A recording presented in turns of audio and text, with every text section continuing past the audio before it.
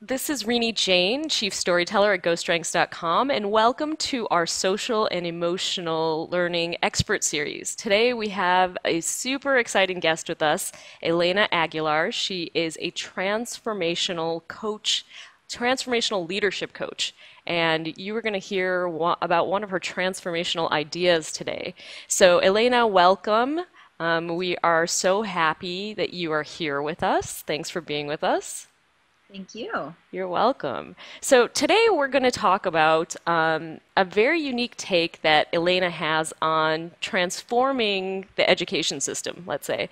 And this idea is about slowing down our schools. So now, Elena, I have to say that I practice mindfulness meditation, and I really think about that as slowing down sort of the body and the mind in order to reap a lot of benefits. I find that when I do it, I'm more creative, I'm more productive, and so there's that kind of slowness. You've talked about a slow food movement, that's occurring across the nation, across the world, and so there's that idea that I think people are familiar with.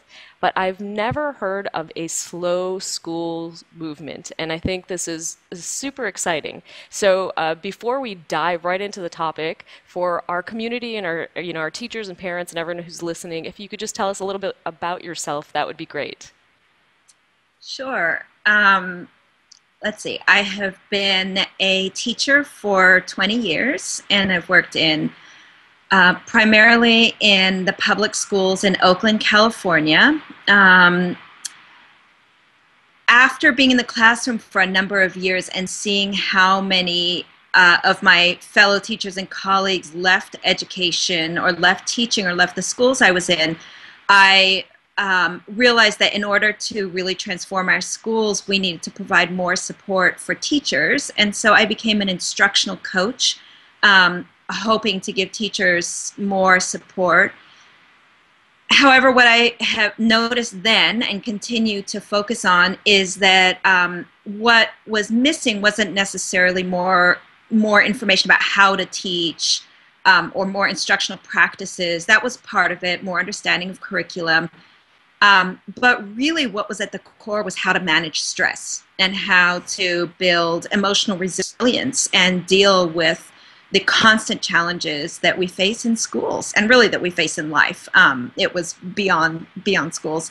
And so, but after a few years of being an instructional coach, I realized that in order to really transform schools, we also needed to give support and attend to the leaders who were at schools. And so I became a leadership coach working with principals and site administrators and central office leaders because the importance of having really strong leadership for teachers and students was just obvious. And did you find the same thing when you transitioned into being a leadership coach, that one of the central themes that you were working on was emotional resilience, or, resilience in terms of leadership skills? Yes, Yeah, yeah. absolutely. It is the thing that keeps coming up. The sort of root cause issue challenge we face is, and it's particularly heightened in recent years with the number of changes and the crazy, insane rate of changes that are going on. But when I started coaching leaders, I so quickly found that many of the things they said to me were, wow, I have nobody to talk to. You're the only person I talk to who doesn't tell me what to do or criticize me or judge me or tell me you need something more. You just listen. And so much of what they needed was just somebody to listen and somebody who they could process with. And in fact, that was a big slowing down for them. The fact that I showed up for 2 or even 3 hours every week and they had to sit in their office and just talk to me and process and reflect and think and sometimes engage in some activities to prepare them or to help them with their leadership, it was a huge slowing down for them. And they would say, this feels like the only time I ever get to think about what I'm doing, which is a crazy thought that these people leading schools never get any time to think. But that is their life from the moment they arrive at a school site until they leave, often 14 hours later, is just constant, one thing after another, doing this, doing that. it's crazy, the breadth of things that they're expected to do, and the focus and the attention and number of people they interact with. It's uh, constant, right? Constant, constant. constant. And you talk about this, Yeah. right? So you talk about this crashing into each other and spinning off the map and unintended destruction by really what sounds like madness. Is that, being in the trenches yourself, or having been in the trenches for so long, is that the landscape out there right now for teachers? Can you give us an idea of what it's like really to be out there teaching and have all these changes as you were talking about? What does that feel like? um, it feels unsustainable and unhealthy, and it is an environment which, and these are generalizations, this is not true everywhere, but I would say this is true in 95% of the places I work at and have seen, that whether you're a teacher or a principal or a coach, most people feel exhausted, burned out, unsuccessful, ineffective. They're not feeling like they're seeing the accomplishments and the changes that they want to see. It's a hard environment, and the challenges that they're facing and that they're up against are real and they're huge.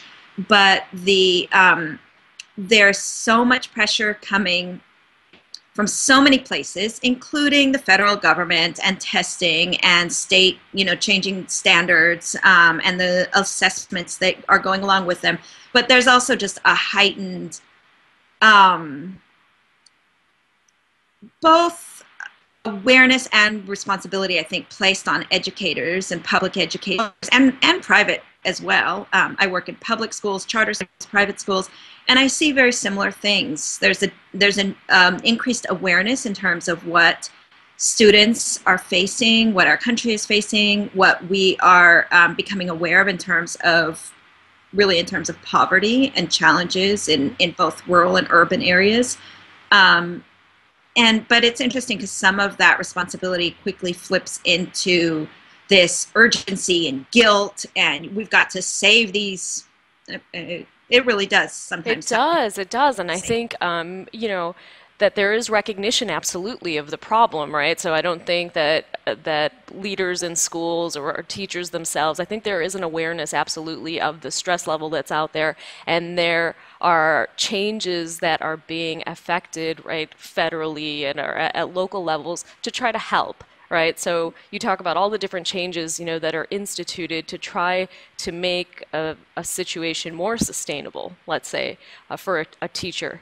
But sometimes it's too much, right? There's 27 initiatives here, and you have to learn of all of these new policies that are rolling out, and how to sort of institute them into classes. And so I think that coming to the core idea of what we're going to talk about here is this slow schools movement. So, can you explain to us what that is and how that sort of idea came about to you?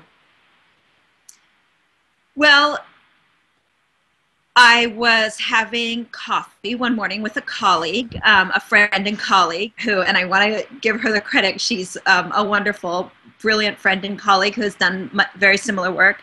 And I was talking about this 27 strategic plan initiatives and the pace and the craziness, and she said, we have slow food movement here. It's very popular in the Bay Area. She said, we like our food slow. We need a slow schools movement, and we need to slow down. And and we were in perhaps a slow moment when we were having conversation and being able to reflect and make sense of what was going on. Yeah. And we just started saying, yeah, I've seen this for years, where the number of goals that a school says they have, or district, is, we have 14 goals.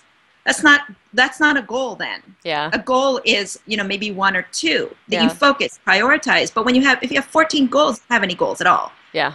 Or the number of initiatives that a school is engaged in. And there's just so much research, piles and piles of research, both about adults and learning, and about change, and about bringing about effective change. that says over and over, as well as research on brain science, and that doesn't work.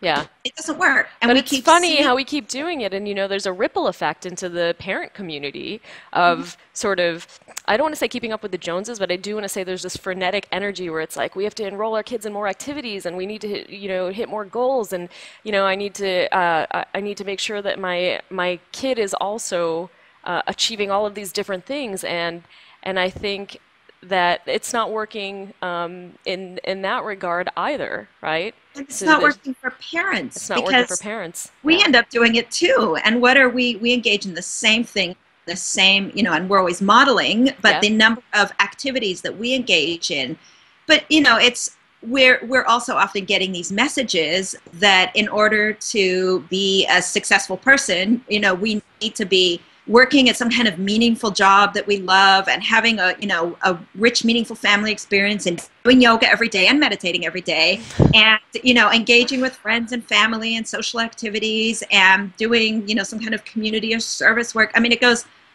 and it just goes on and on and on. I'm And laughing because you're saying like we're supposed to do yoga every day and meditating every day. The things that are actually supposed to slow you down and center right. you are making you more, it's making you more frenetic. So it's interesting. Yeah. Well, but I think it's the messaging around, you have to do this. You Right. should be doing it. Check it. Check it And off the list. right. Yeah. Yeah. I mean, I absolutely, I think yoga and meditation every day is great.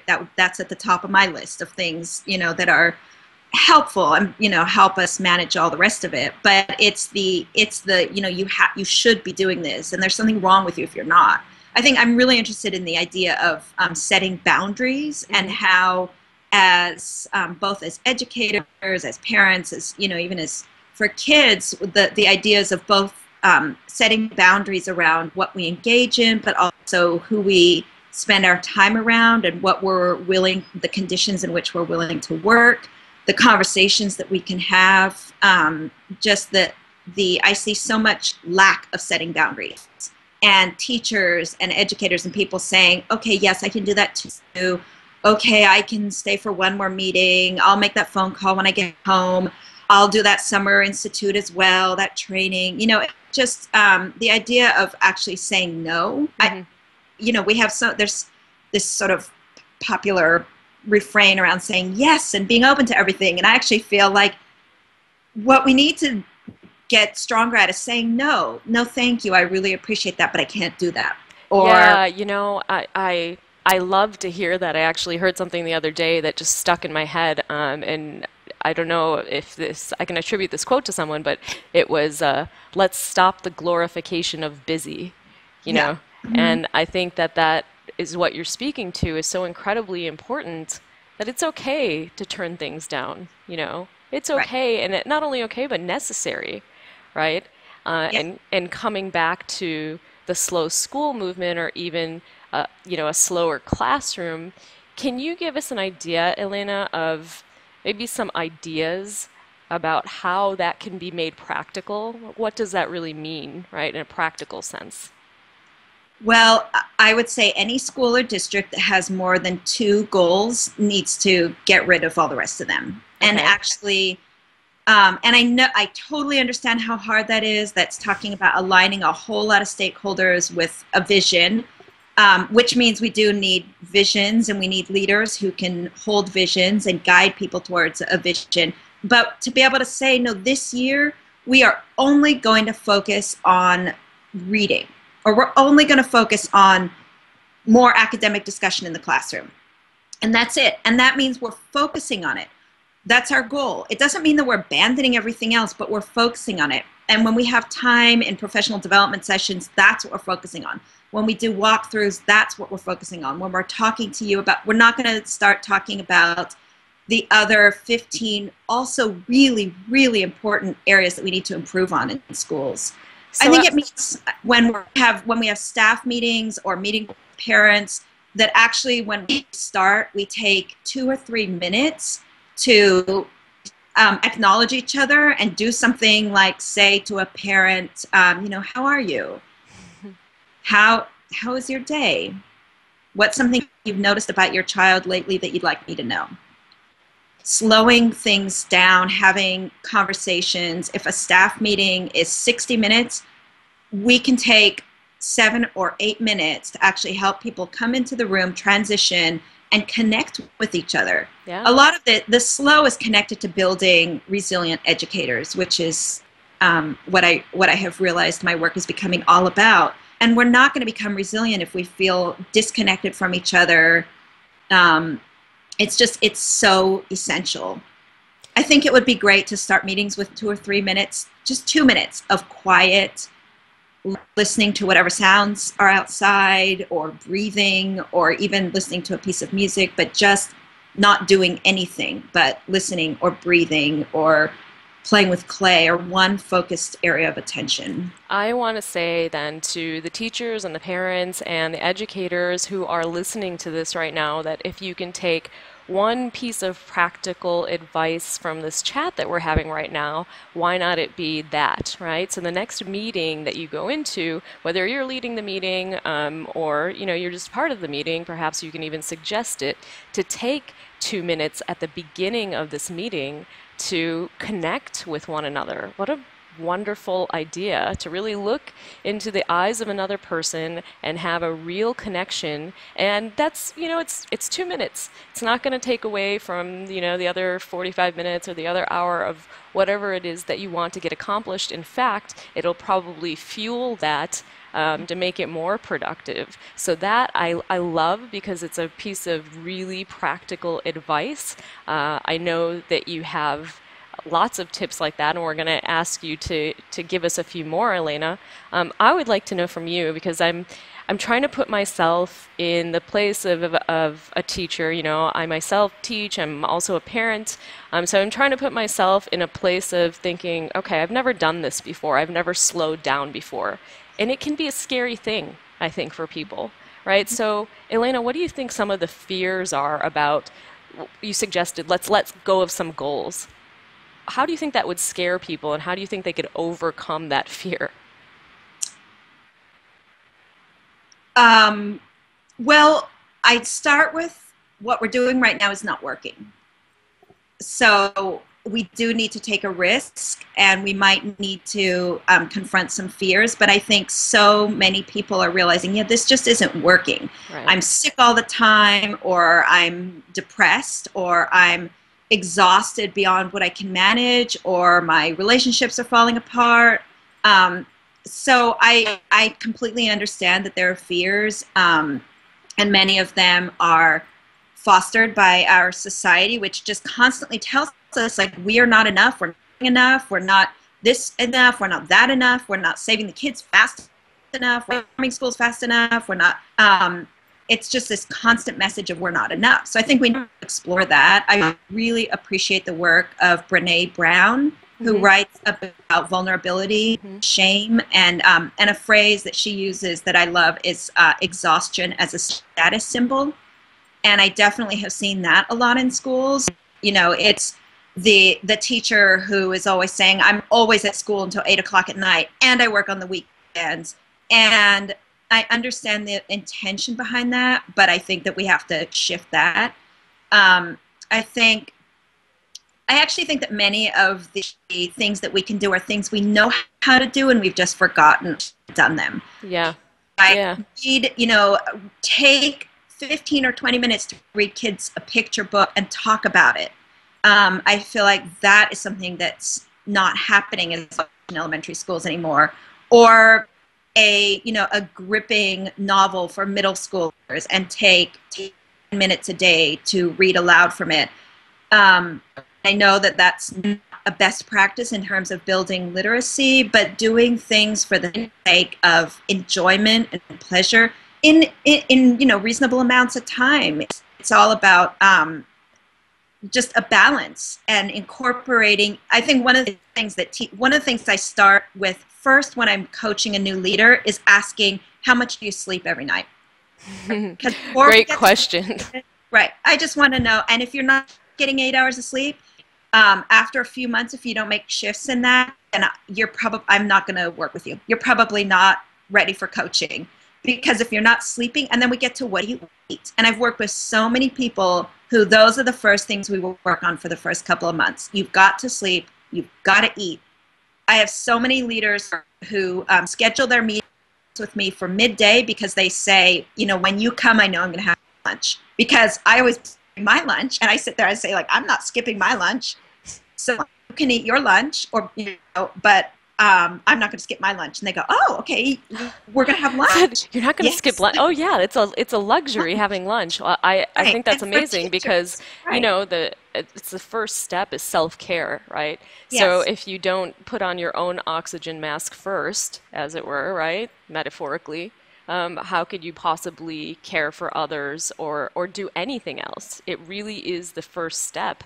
And I think also, you know, I love what you're saying about taking 20 minutes in a classroom or taking a short amount of time in a classroom and reading to your class. While maybe there's no research behind that promoting literacy, I'll tell you what, I can remember being in second grade, third grade, you know, and going forward, my teachers taking time to do that for us, and that for me lighting a fire for my love of learning and my love of reading, right, for the rest of my life. Right. So I think that you know, some of these things, while seemingly simple, maybe going back to some of the basics and as you know as we're talking about and slowing down is so extremely important. And again, I love the idea of really self-care being the first step and how you have to be ready for that, right? And you say you don't, you know, you can't work with a client if they can't even really get to that fundamental initial point. Yeah. Right. Yeah. I So think it's, you know, starting with self-care, then maybe thinking about connecting with other people, and whether that's students or parents or colleagues, and being able to actually just take a minute and, you know, when students are coming in the door, standing at the door and looking at them, you know, making eye contact and saying, you know, good morning, how are you? And making a goal, for example, of saying every child's name once in the day with a positive comment attached. I think that there are dozens of little things that we can do like that that slow us down, connect us to others, and feed our own need for feeling effective and satisfied, and knowing deeply that this is the work. The work is connecting with children, regardless of what age, and actually being able to see them and let them know that they're in a safe space, that you care about them. We know that we can't learn unless we feel safe. And yet, yeah, skipping that all the yeah. time. We're just Yeah, yeah, skipping that. no, I mean Yeah. that, and you know, it sets the tone. It's something that you can do ritualistically, right? So you can do it every day, and it really reminds me of actually going into a workplace where you know you're walking into work, you have sort of your bag with you, you're already frantic. I have to get there, I have to check 100 emails, etc. You walk in, and your boss says something to you like, "Listen, we have 10 things that we have to do," and doesn't take a second to say hello or say how are you. You know, you don't take a second to connect with one another. I think there's really a ripple effect that goes forward if we can learn to slow down, you know, at a you know, teaching our kids at a very young age, that when you interact with someone, take a moment to connect, you know, before you dive into everything that needs to be done. Right. And so I think again a wonderful, it's a golden nugget. I think what you're bringing what you're bringing out here in this chat, it's really valuable. Any teacher can implement it tomorrow, right? Right. Or right now, right away. Right.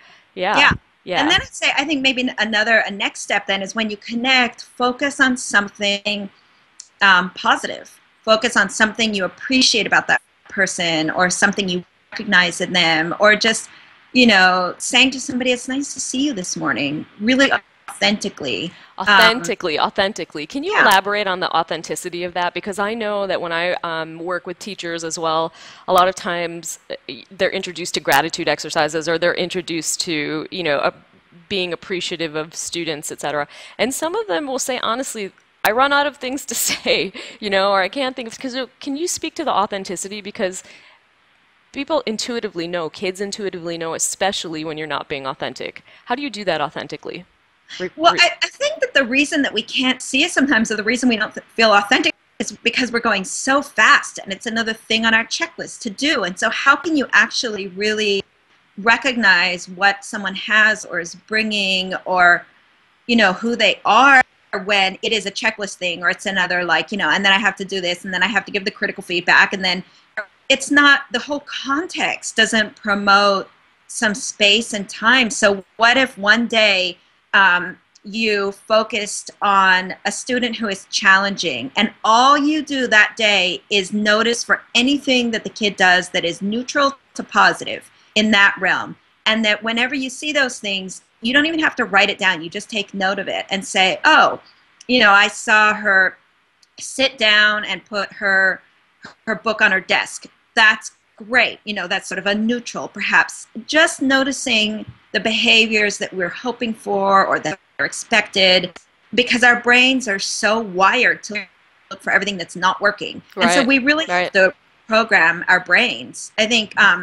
And then, part of that is also noticing what we are doing well and being able to acknowledge our own contributions. Years ago, I was given an exercise to set my phone alarm for every 2 hours. And every 2 hours, I was supposed to try to notice something I was doing well. And the first time it went off, I remember I was so annoyed, and I quickly turned it off because I thought, like, That's so funny. Well, I'm shutting this off well. I guess I'm doing that well, yeah.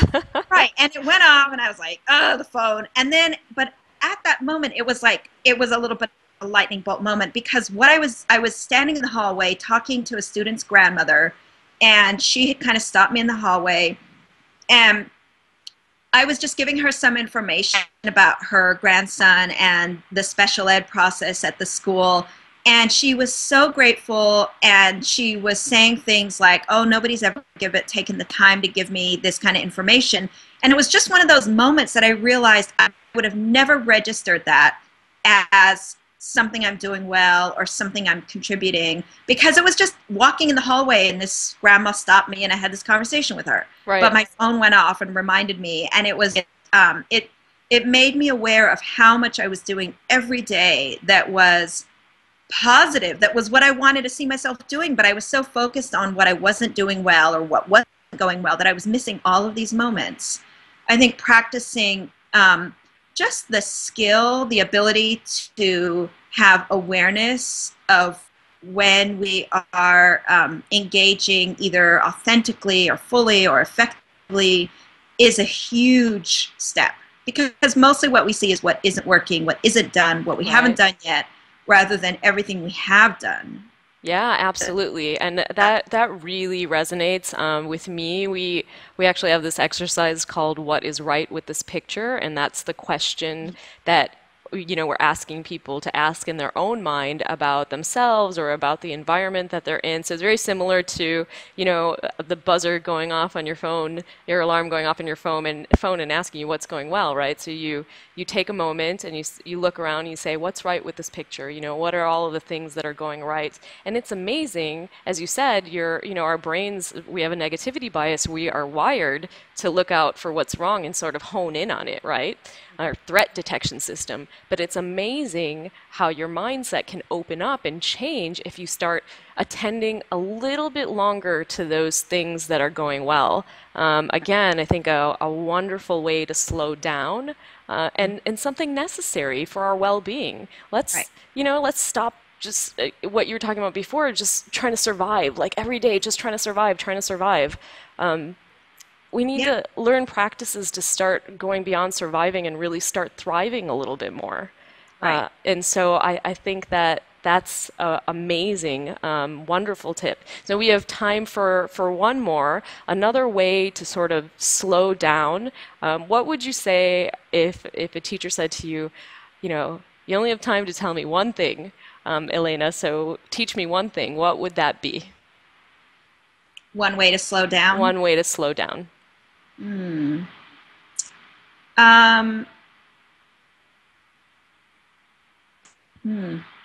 Well, aside from having lunch, because I just know so many teachers who don't have lunch. I love that one.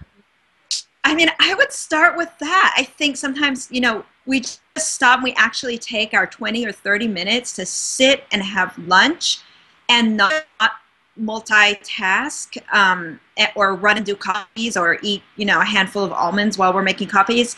Just starting with that, could be transformational, and then allowing yourself the space and um, And not being just guilty about it, that you're doing it, that you're right, slowing down to take care of yourself and that you're doing something that's actually going to add value back then, out to your classrooms later, right. And I right? would say, Yeah. and whether it's having lunch or sleeping or noticing, something you appreciate about your students, doing all of it with from an inquiry stance, meaning there's no, it should be this, it should be that, you have to do this, but rather, I wonder what happens if I have lunch today. How does that change my afternoon? How does it change my morning, even in anticipating that I'm going to get to sit and have lunch? Whether it's that or any of the gratitude practices or sleeping, or so, and I think actually having vacations and weekends and setting boundaries, but all of it from an inquiry stance. What happens? I wonder, just noticing the impact and not having any should or expectations, but just what happens if I slow down a little bit? What's the effect? Because one of the things I always ask people, one of my standard coaching questions is, regardless of whether it's a leader, teacher, or anything, is sort of, well, how's that working for you? Whatever it is they're doing. And so often people are aware that whatever they're doing is not really working. There's all kinds of unintended negative consequences. Yeah, you're like, it's So, not working at all, actually. Thanks for so asking. sort of, yeah. So do you want to try some new things? I have all kinds of ideas. Let's try some new things. Let's just see what happens. That's all. Let's just see what happens. And I love it. that's what, that's, I think, what I invite people into in this slow movement. Like, let's just see. Let's give up our 27 initiatives and our 57 goals and our, 17 different strengths of people. And for next year, let's just try one and see what happens. Right, and I think the beauty of what you're saying too is even if, the infrastructure that you're set in, or the school that you're set in, or the district that you're set in does have all of these goals, there are still things that you can do for yourself. Start locally, as they say, start on a smaller level, and then and it will sort of exude out. And I think people would also be surprised, that these things have a ripple effect. Someone sees you slowing down to have lunch, and feeling good about that, and they see that you're also able then to do your work, get out perhaps at a reasonable time, and your students are doing well, then they're like, okay, maybe, I can try having lunch as well. Right. So I think you are bringing something that could have been just esoteric, sort of this idea, yeah, we can slow down, and really making it practical for educators, for parents, and for the community. I think it's amazing. I think your work is transformational. So, as a transformational leadership coach, I think that's the perfect name. Um, Elena, where can we learn more about your work if people want to connect with you? Probably the easiest place to start is on my website, which is ElenaAguilar.com. And that has links to all of my writing and to the social media places that I post things in or share. So that's probably the best place to start. And Great. then I do have a book out, The Art of Coaching, and a couple others on the way, one of which is going to be on cultivating emotional resilience in educators. Um, Wonderful. yeah. I love that. So all of that information you'll be able to find links on our blog at GoStrengths.com, to all of Elena's work and be able to connect directly with her. And we are so thrilled that you were able to chat with us today and give us, again, things that we can implement, and you don't even have to be an educator if you're just interested in slowing down. These are things that anybody can do in their life. So we are truly, truly grateful and very excited to have you with us as an expert. Thank you. Thank you. You're very welcome. Thank you.